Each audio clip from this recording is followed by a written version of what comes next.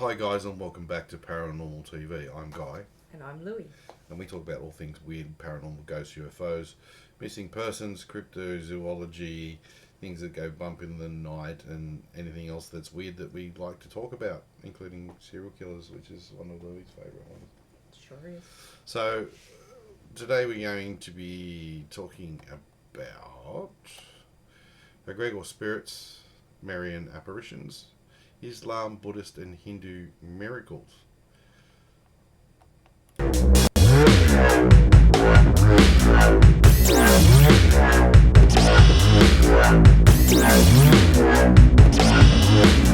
So before we get into that, we were talking before about orbs and bits and pieces, and how ghosts show up as orbs initially rather than a full apparition. Together, when we first got together, and you'll see in previous videos, we're telling this in a kind of chronological order of our weird experiences together.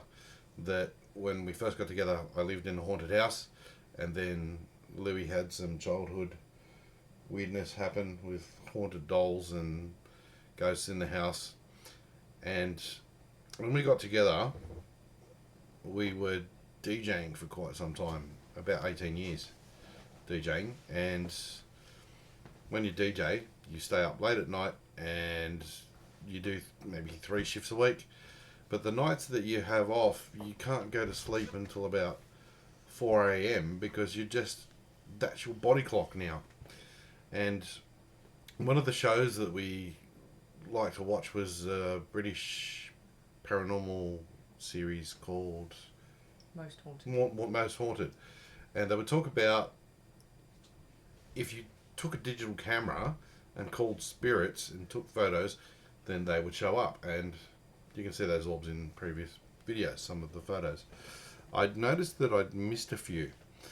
And I'd like to show you something that's a little bit disturbing. Basically an animal dying and its spirit leaving the body. And I did this for research purposes. This is not actually our video. We didn't kill the animal. We didn't kill the animal. It was sent to me on our Facebook page, which is Paranormal TV, or facebook.com/Paranormal TV. It was sent to me and I put it up. Some people were quite offended. It did get a very interesting response. But again, it's research purposes. If you're a furry lover, and look, we both love animals, and it's a little bit shocking. If that kind of disturbs you, then fast forward a few seconds and miss the whole thing completely. And then we can get into the Egregors spirits that are collective conscious spirits that can inhabit objects and cause miracles and things. So I'm just going to switch over to this video now.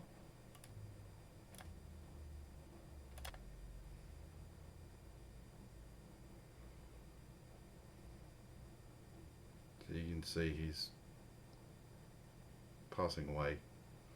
It's a bit nasty, but now just watch. I believe it's about 43 seconds into this video.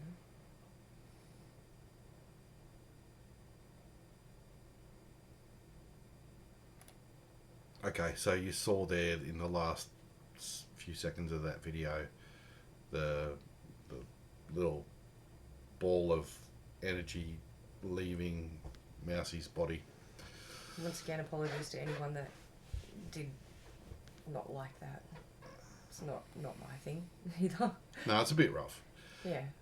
The other orb I wanted to show you was actually a photo that Louis took in Western Sydney.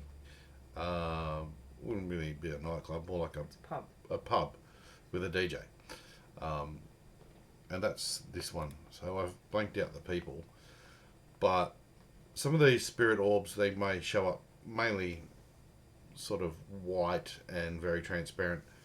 But some have a lot of power. And if you can see here, in the back of the photo, what I mean by the back of the photo is the two people in the front of the photo was the intention of the photo. But then there was this ball of energy attached to this dude's back. Or it could be that woman's shoulder. I'm not sure. It just seems like that just seems to be on that guy's back. So there's something following him around, which is pretty weird. Anyway, we regress. We regress. Okay, so moving on to the actual topic that we're doing today, which is miracles and egregors and apparitions. So this is one of the ones I'd like to show you first, and that was, I believe, filmed in Bali. I'd spoken to one of the tattooist guys in Bali who was an avid Hindu, and he had been to a ceremony and filmed some eyes in the sky, and it's quite trippy. I'll go back here a little bit, and we'll just switch over to the other scene. So you see that? You see those eyes in the sky? That's absolutely insane. There could be eyes of Buddha or eyes of Lakshmi. Not really sure. There's also rumours that it's the eyes of Shiva. I've heard that a few times. Yeah, I'm not brushed up too much on my Hindu stuff. I did read some of the Bhagavad Gita and some of the Puranas and bits and pieces a long time ago, and don't remember all of it. But if you look at some of the depictions of Hindu gods, you can see those eyes. It's not going to go back now, is it? Now it'll go back while I've got it over here. So if you're looking for that video on YouTube, it was called Miracle Eyes in the Sky. So in 1995, it was the Hindu god Ganesha's birthday. Now Ganesha's the elephant-headed god, and this is from a video called The Miracle That Brought India to a Standstill. And people were giving Ganesha a spoon of milk. And what happens when you give Ganesha a spoon of milk is it's a birthday ceremony for the Hindu god. And this happened all over the world. People were pouring milk on the statue. But people started to film. They like to film things in India. They like to film things on their camera phones and stuff. And the Hindu god actually drinks milk from the spoon. Do you see this? You go, oh yeah, okay, so the statue's probably porous. So look at that, it just goes straight in. It's not running down the front. So everyone, they all do it. It just goes in, it's like drinking it. This actually became a well-known... So this actually was documented worldwide. There were people there interviewing them. There were people there with cameras that were actual journalists there with cameras that were all videoing this. So it cannot be debunked. Here's another one. That was him chanting before. Sorry, I had that in the background.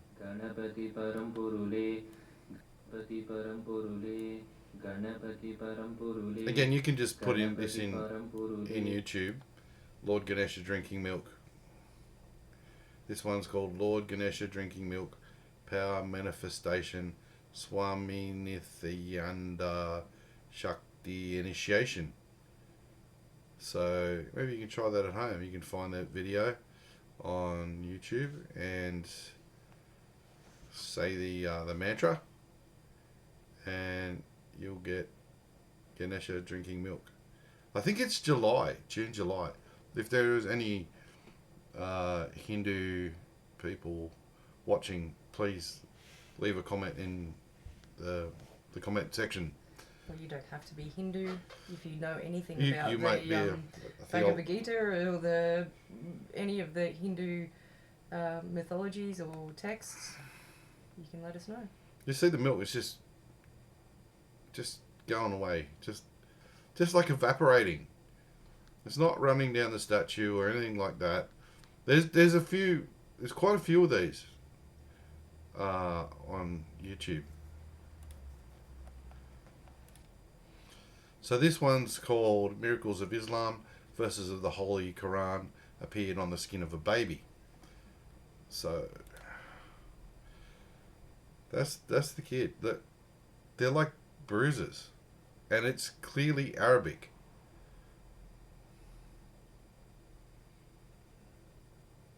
And yes, I believe that this has all been studied, and there is no explanation as to why this child has the Quran appearing on its body. There was also a little girl that this happened to. The same thing, just verses of the Quran appearing on the flesh. Yes, I've also heard that there was a story where the verses of the Quran were appearing in a floor, in a cement floor, and the person would always try and clean it up and everything. That's well better than Jesus on toast, isn't it? It is, yeah. You know, people find... and no matter how much this person tried to clean the floor, it just wouldn't go. Every time they cleaned it, it would come back. That's crazy. Yeah. There is an explanation for all this, and I'm getting to that, but I just wanted to talk for a minute about the Apparitions of Mary, Marian apparitions.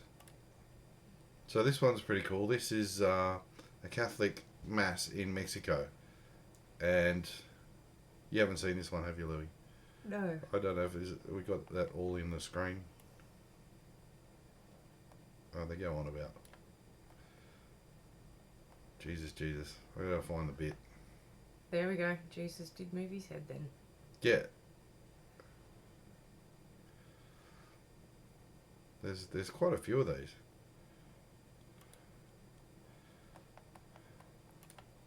So this one was a funeral. Watch the head.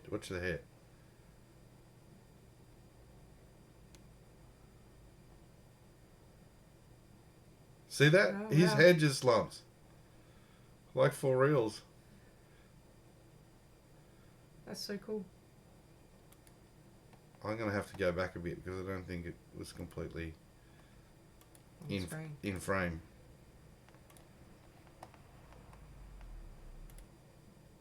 Okay, so we're trying again. So just watch Jesus's head.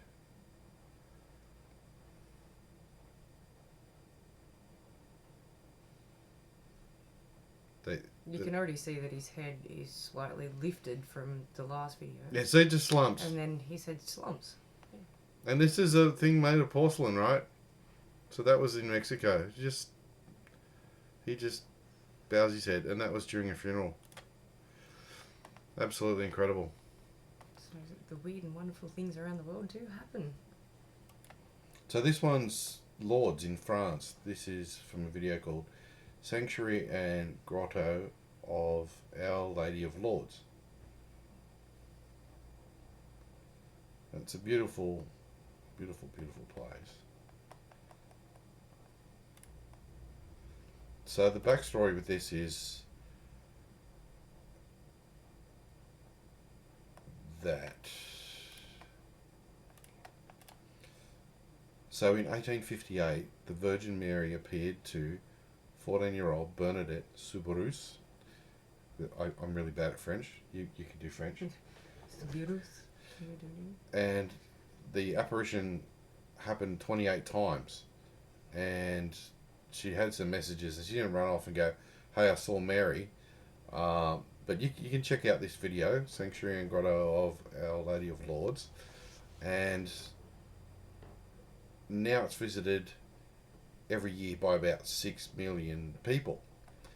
And what happens in this particular place is I think the story goes back that she was looking for water. She needed water.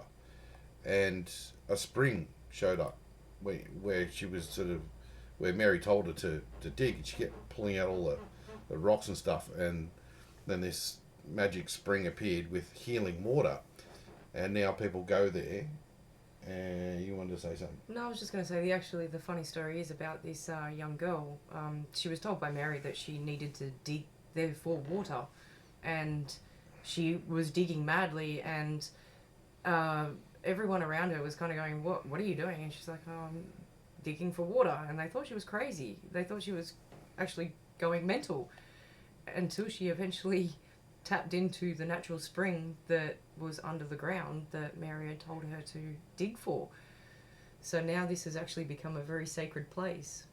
We saw it first, I think, on the Zac Efron on Netflix show. I think it's called Down to Earth. It might be, yeah, Yeah. on Netflix.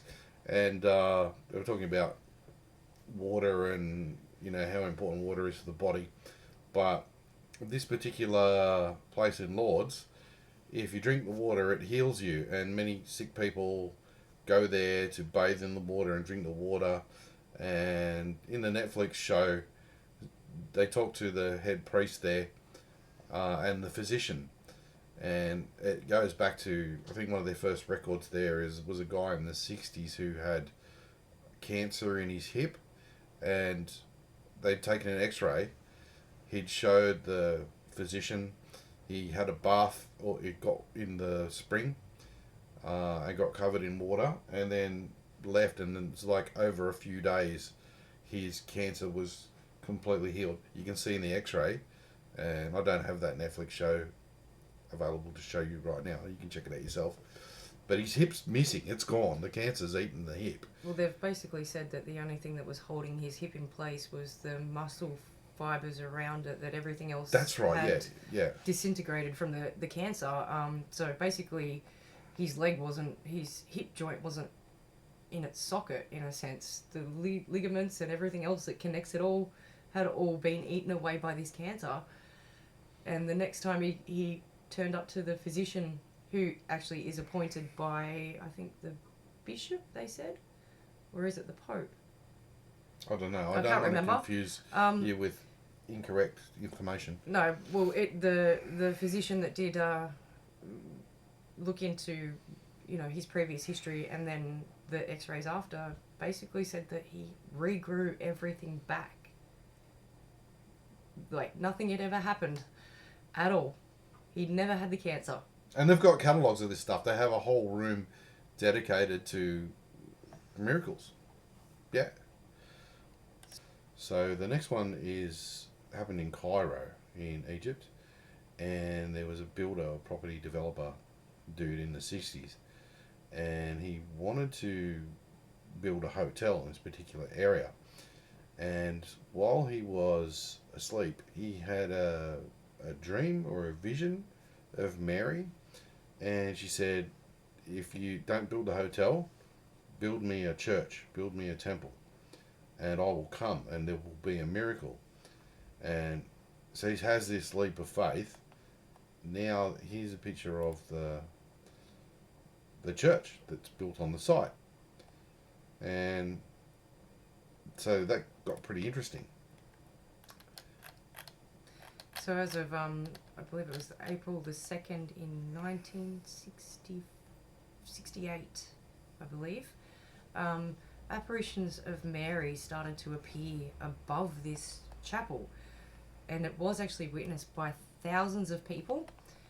Even Gamal Abdul Nasser, I think he was the president? Is that what they are? President? Yep. Of Egypt. He witnessed it himself. They had the newspapers there, they had journalists there, they had everyone there who witnessed it. This apparently appeared for 2 to 3 years, or over a period of 2 to 3 years, and sometimes it would only appear for a few minutes or a few seconds at a time. Sometimes it would last for hours, and people would flock in by the thousands to witness these apparitions of Mary appearing above this sacredly built church. I believe it was an Orthodox church, and what also happened that was also strange with Mary appearing here is the people that did show up, the ones that were sick and things like that, there was rumours that people that were sick or blind or anything along those lines were actually cured after they showed up to where Mary was appearing above this Orthodox church. So it was very, very interesting, and it can't be debunked at this point in time. It was witnessed by so many people that there is no actual explanation for it, I guess. No, that comes from a website called divinemysteries.info. There's a whole lot of information on it, and it goes on and on and on and on. So I'm just wanted to give you guys the short end, because what we're here to talk about is how these miracles happen. How can one God be recognized by so many religions? Because people love to have religious debate. They say, my religion's the right one, and your religion is not the right one. And you get people knock on your door and want to sell you Bibles and watchtowers and yeah. And I've got an interesting story. I just want to show this last photo. Just while we're showing that last photo as well, it is rumoured as well, when Mary showed up, that they did have apparitions of doves or dove-shaped, spirit things that would show up with Mary. So everyone knows that a dove is quite spiritual and is a representation of peace. So hopefully... That was, sorry, just quickly, there were these strange glowing birds that flew, that's good English. Flew in the form of a cross above that church in Cairo. Just insane. Well, that could be the doves that they were talking about, but they did appear with Mary as well. She does have quite a few things that look like birds or doves or something flying above her head in some of the pictures that you've just seen.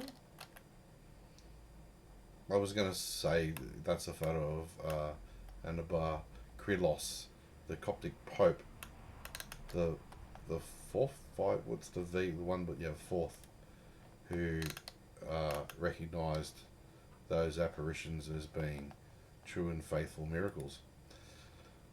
Okay, so how does it all happen? How can Ganesha be drinking milk and verses of the Koran show up like cool tattoos like mine? How can this be?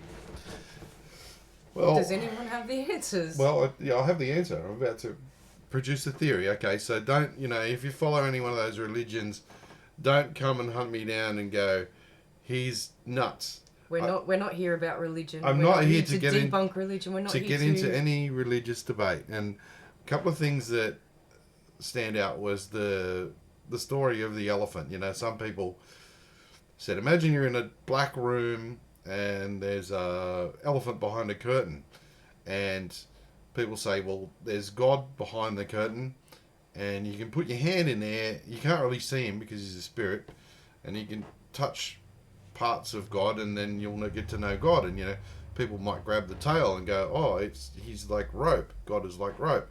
Or they might touch the knee of the elephant and go, oh, he's a bit like a calloused foot. Or grab the trunk and go, God is a snake. That perhaps each religion is getting just a different perspective because they had witnessed a different miracle that may have triggered that religion. From an occult perspective, and this is not versed in any type of theological paradigm, is that if looking through different religions, if we are, from a Christian perspective, the image of God, the Jewish Torah talks about being fragments of the divine, then are we not able to create? Do you wish to interject? No. So, if we're able to create, then there's the story of the Jewish Golem, and it goes a little something like this, that there was... So according to Judaism, that's where the Golem's actually a Jewish word. Not like my precious, not that Golem. You're not Golem. But yeah, it might have come from that. But Adam according to Judaism, Adam was the first golem. So God took some mud and formed a man, and then breathed life into him, and he became Adam. So it's like God's thought form, if you like.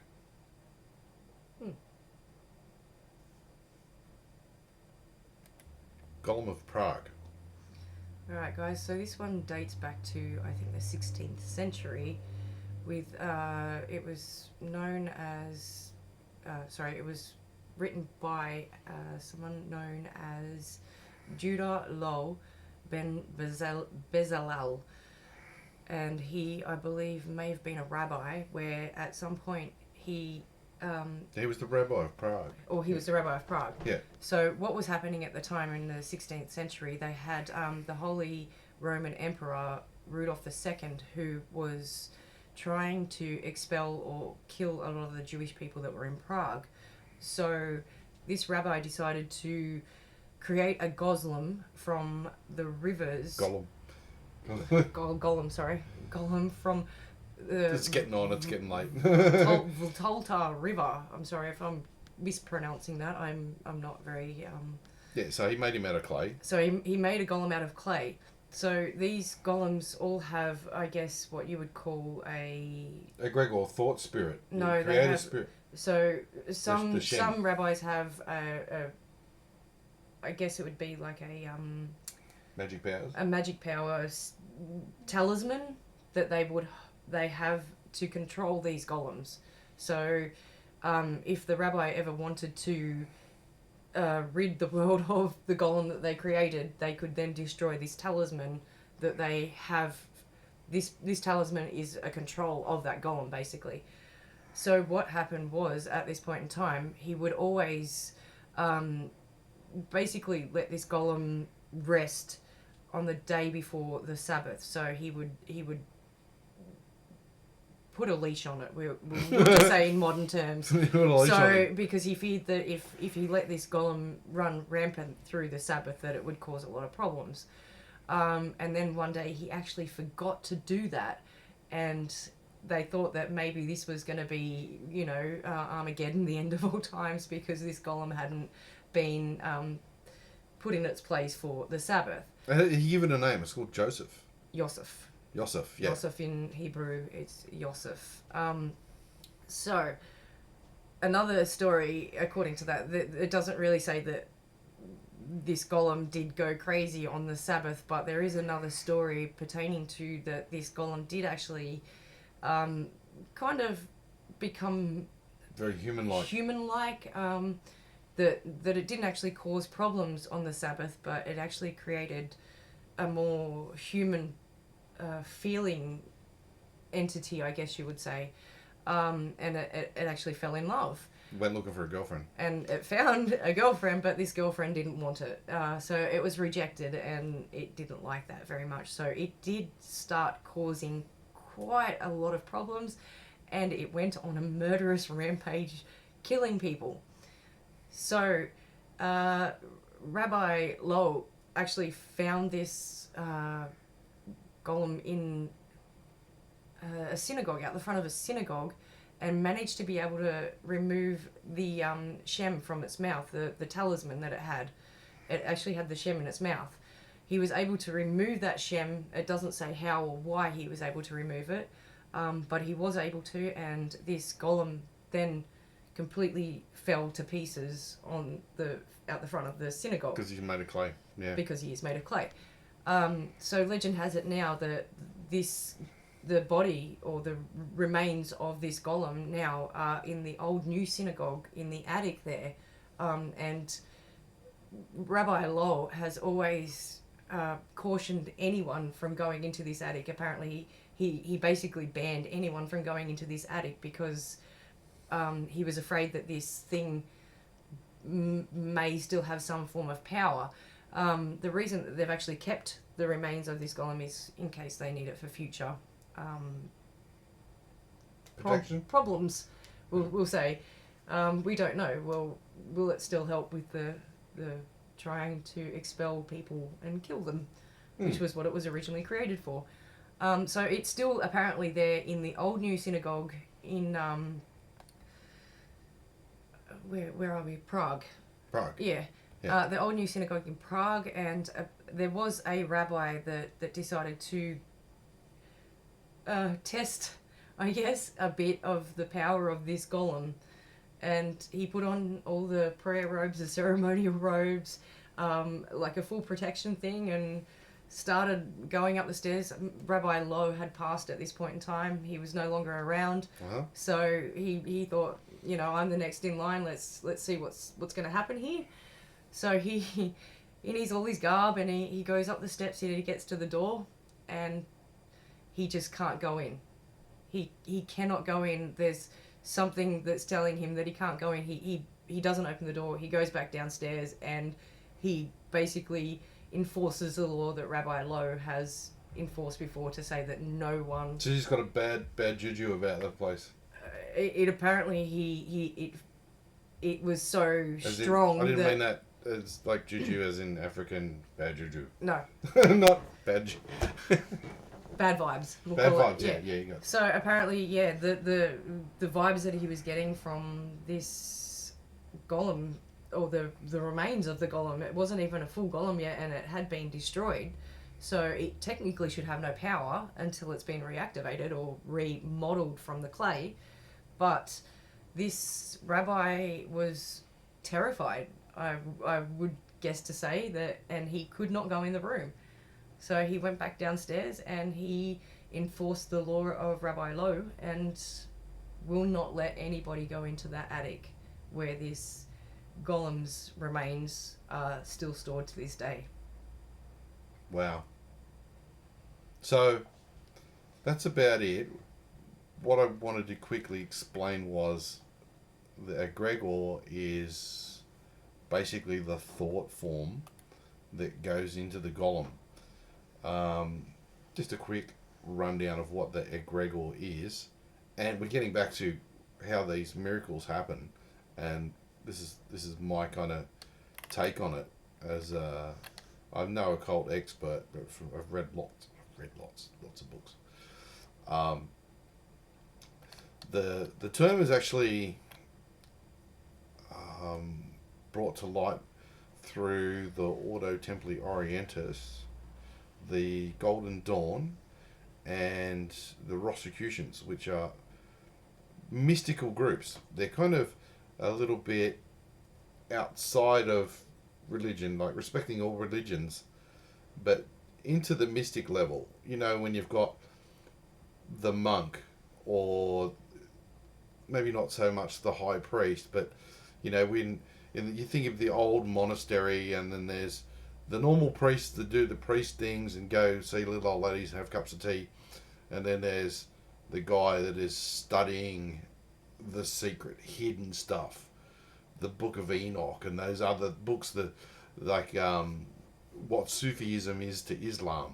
And a lot of Muslim people will say, well, Sufism's not Muslims, and it's not the same, and that kind of thing. It's you know, you've got the whirling dervishes that they wear the fez and they spin to go into trance and have mystic communications. And when you get into sort of the writings of Sufism, it's more like Buddhism in the philosophy, still respecting Muhammad and all the rest of it. But religious debate aside, the Egregor is a thought form created by one or many people thinking about a thing. So when you had your Santa Claus land on the roof, yep, in the last video, which you have to go back and watch, if enough people believe in it, then it exists. It manifests. It manifests. So this is how a whole lot of Buddhist monks can sit in a monastery and meditate for world peace and actually lower crime rates. And you know, people get together. There's a book called, I think it's The Law of Eight, where you get 8 people together and they focus on something so much that it becomes real. Maybe it could be exposing corrupt governments or those sorts of things. So the proof in this, with the whole religious thing, a quick story. A friend of mine who was really depressed and really had one of those dark night of the soul kind of experiences, got down on his knees and put his hands together and prayed to God. um, I've lost it, God, can you help me? Well, it's actually if you're really there. If you're there, can you give me a sign? And within about half an hour after he did this prayer, and this is a true story, someone knocked on the door, and it was the Church of Latter-day Saints, or otherwise known as Mormons, and they started talking to him about God. So he took this as a sign. I don't want to mention names. And when they'd left, he'd looked down on the front doorstep, and there was a postcard from the local church going, "We'd love to see you on Sunday. Why don't you come to a church service?" Took the postcard in and thought, "Wow, that's weird." Went to the fridge to get a drink, and there was another knock on the door, and this time it was the Jehovah's Witnesses. So it seems like God's not fussy. Or he's got a sense of humour. Or he's got a sense of humour. Or she. He, she. It. The divine. The powers that Gaia. There's a whole lot of takes on whether God is just a man in the sky, or whether God is the universe, or the whole thing, or we are fragments of God, or everything that exists is within God. Many religions have different concepts on that. How do these miracles appear? If the Christians are right, or the Hindus are right, and Hindus being one of the oldest religions on the planet, which can't be dated, actually. Can't be dated, but they reckon 10,000, don't know, years.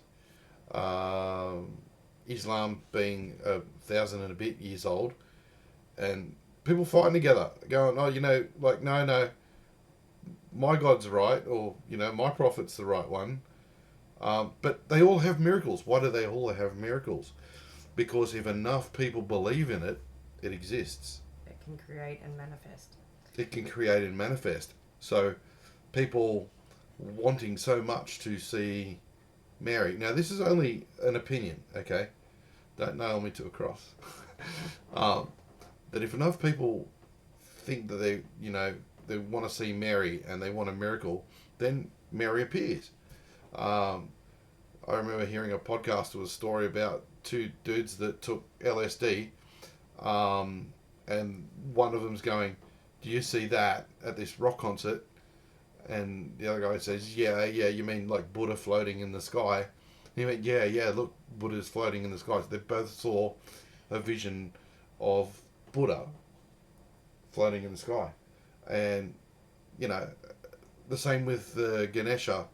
If enough people believe in the spirit of the Hindu gods, then perhaps that thought form is actually animating that ceramic statue or that stone statue. Just theories. A perfect example, actually, of being able to bring something into fruition with your thoughts. Not that this creates an egregor, but just for modern terms, most people out there have heard of a book called The Secret. Yeah. Which is where you basically send out to the universe what it is that you want, and you concentrate on that, but then you put it aside and forget about it, and it will manifest. But you have your memory boards and your things like that of the things that you are wanting, I guess if it's not too extreme, but just little things that you're wanting from the universe. So if you've never heard of The Secret, probably go and check it out. It is one of the modern day literature, I guess you would say, that covers things like what we're talking about here. Yeah. Yeah. And just quickly worth a mention is Joe Dispenza's Becoming Supernatural. Joe Dispenza was a brain guy, a scientist, or I don't think he was a neurosurgeon.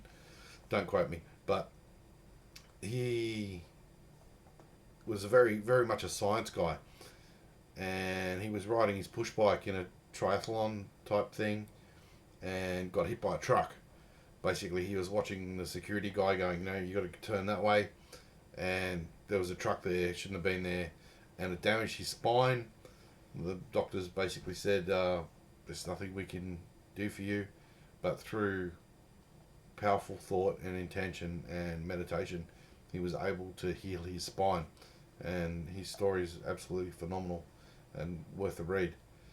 I think that wraps it up. Was there anything else No, I believe that's it. I wanted to say? So just quickly before we go, there was a group of paranormal hunters who had a website. You know, I can't remember the site, but I did see the site. It could be hypothetically New Jersey Paranormal, and they listed 4 or 5 places where they'd seen ghosts. It's like the mental hospital in New Jersey. There's a little girl who's a ghost that appears in the staircase, and all of these were factual, but they put in one as a random one where it was like, in this graveyard there's a woman with a red dress, and people would put in the comments and submit stuff to this website, and the woman in the red dress in the graveyard was a complete fabrication and just an experiment. And after some time, people started reporting seeing the woman in the red dress in the graveyard, and then people were taking photos. People actually got photos of the woman in the red dress from the Matrix, and that's where the idea come from. And taking photos and submitting them to this Paranormal Society's website. So that's all about egregors and miracles and Apparitions. And I think you've learnt quite a fair bit. Peace. Have a good night. Bye.